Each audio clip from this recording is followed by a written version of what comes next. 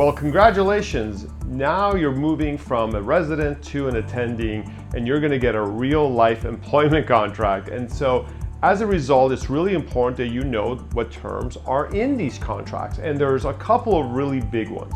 So the first one, and the one that you probably are most interested in, is the compensation portion. So there's really three ways you're going to get compensated. The first is you're going to get a base salary, and that is very common and it's negotiable, area by area. So depending on where you're going, you can negotiate different rates. The second thing is an RVU component, and this is the second way you might get paid. So you might get $50 plus or minus per RVU. And then the third is a hybrid of those two, which is also very common to see, especially in highly desirable areas. So the compensation is usually structured in one of these three ways. It is negotiable, so highly recommend negotiating it, but I think it's important to know what the area, the geography can handle, and then negotiate accordingly. Now, of course, if it's an incredible opportunity, even if you're paid a little bit less, it may make sense to accept that because of the opportunity that is there for you. The second thing is the term of the contract. Now, this might seem silly because you might look at this and say, Ali, I don't understand. It's going to be for a year. Well, usually it's for a year, but sometimes it can be for 2-3 years.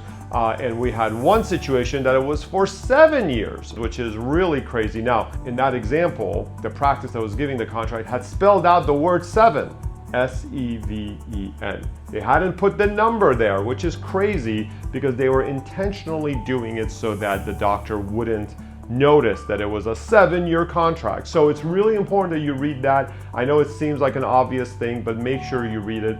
If you sign anything more than 1 year, then you want to have termination language that allows you to terminate it with notice. So 30 days, 45 days, 60 days notice. Try not to go more than 60 days, as that's really important.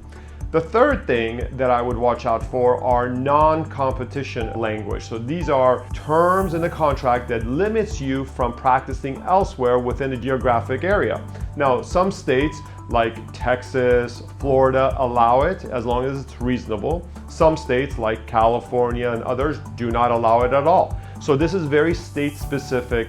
There's no federal rule yet that applies across the country, so just kind of keep this in mind. Now, remember, these are only 3 of many terms that you need to keep an eye out for. You're not going to be a medical attorney after watching this video, but it's one thing to keep in mind to show your contract to someone like me so we can walk you through it. Thanks.